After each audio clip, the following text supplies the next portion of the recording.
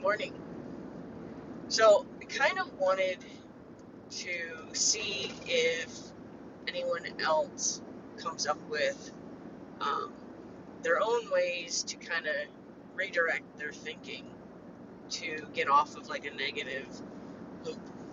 And yesterday I did this in explaining that I usually do it um, like with a train analogy, you know, being in the negative car where I could instead move into a car that's set up to look more like a library or that cozy bookstore, or the car that has, the soft music and just the quiet fine dining, or the car that has, the excitement, the parties going on, the sound of ice and drink glasses and clanking of glasses for celebration and stuff. So I use that analogy, and that one works for me because I imagine myself walking, through the train and choosing to not stay in a room or in a car that is negative, and go find one that better suits the mood I want to be in.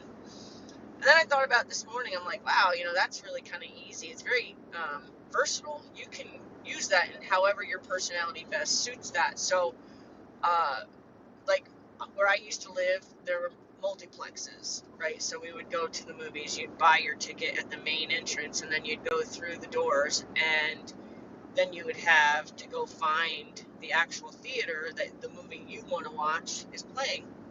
But you can kind of go in any of them if you wanted to. And I'm like, well, that's a good one too, because have you ever gone in where you want to go see a certain movie and you pull open the door and it's still like preview time, so like you can kind of see all the heads of the people that are in there, and you can kind of see like where you might want to sit, where you might want to avoid sitting, that kind of thing. And let's just say there's a group of teenagers, they're already throwing popcorn at each other, they're already being rowdy. You can just picture that movie is going to involve a lot of shushing from other people, maybe even confrontation, popcorn being thrown at the other patrons just because kids are kids. You can make the decision to not do that to yourself, right? You could say, well, you know what, there's another movie I've been wanting to see. Let's go see if that one's playing. And you could just go into a different theater.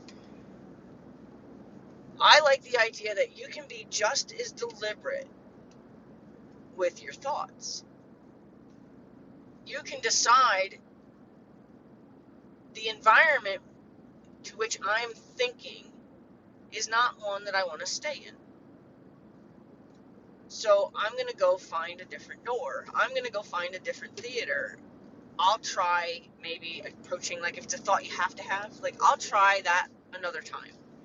I thought about like channel surfing too. Like, would you stay on a TV show you really don't want to watch? No. But since I don't actually watch TV, it doesn't, I don't resonate with that very well. But I could definitely do the movie thing. I could definitely do the train thing, So whatever works for you. But do you have a trick? Do you have a thing that says, hey, I'm on this like negative loop, and I don't know if this is like triggered from like listening to some of the clips from Matthew Perry's book where he, says he didn't like being alone because he couldn't control the thoughts that would come to him. And it's kind of like that. Like when we really feel like we don't have control of what we're thinking about, this is a way to kind of help you find like a mind trick to gain control.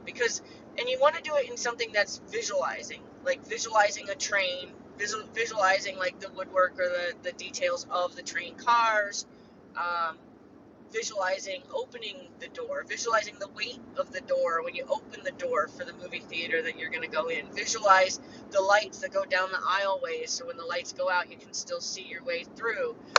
Visualize, the screen and what it's playing, the commercials that it's playing right now with the theater lights on. Visualize like the seats and stuff. So by doing that, you're not entertaining your negative thoughts anymore. You're entertaining the thoughts of what you remember ever seeing a movie theater looking like. You can even visualize the naughty kids that you don't want to spend any time with. You can visualize that nice couple that's just kind of whispering to each other over in the corner. Um, you know, and then by doing that, you divert your attention from whatever you were focusing on, whatever negativity you were working with, and just try to allow yourself to come off of that. Leave that. Let that door, and even envision how that door has that like hydraulic or whatever, like the kind of door that would not slam shut. You know what I'm trying to say. And just envision that door just kind of slowly closing to the idea that, nah, I'm not going to go in there, right? I'm not going to watch that one today. That's the kind of visualization I like. I like to see if I can't just change the way I'm thinking through changing what I'm focusing on. I don't know if that's helpful, but if it is, great. If you have tricks that you'd like to share, that's cool too. I'm always interested in seeing how other people kind of help themselves. I'm alone a lot, so it's easy for me to kind of get in a tear if I'm not careful. So I try really hard to make sure that if I feel myself having any, like somebody made me mad, I can dwell on something somebody said for a period of time, unless I do something about it. And I can't possibly be alone in that. I'm sure we all do it. But when you're alone and you don't have other distractions, you don't have anyone else to redirect your focus, sometimes it's hard to get out of there. And even if it's like kind of harmless, it's energy spent. It's negative energy spent unnecessarily. Even if it's like there's no, like, you're not like going to find yourself in a serious state of depression because you got mad about something and then you replayed it over and over again for a while. That I'm not saying like this is like a self-help that way. This is just, let's find ways to help ourselves not get stuck in a loop. Okay, that's it. Have a great day.